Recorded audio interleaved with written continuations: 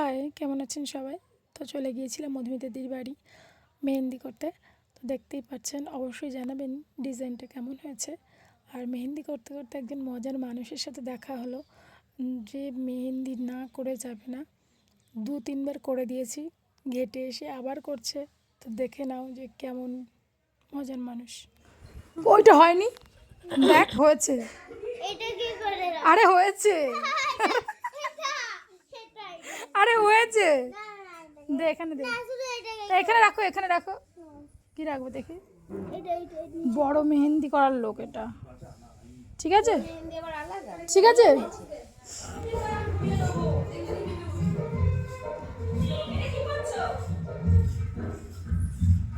দিদি যা যা চেয়েছিলেন তাই করে দেওয়ার চেষ্টা করেছি, এবং ফ্রন্টে আমি কিছু সাজেস্ট করেছিলাম। তো কেমন হয়েছে অবশ্যই জানাবেন। টাটা।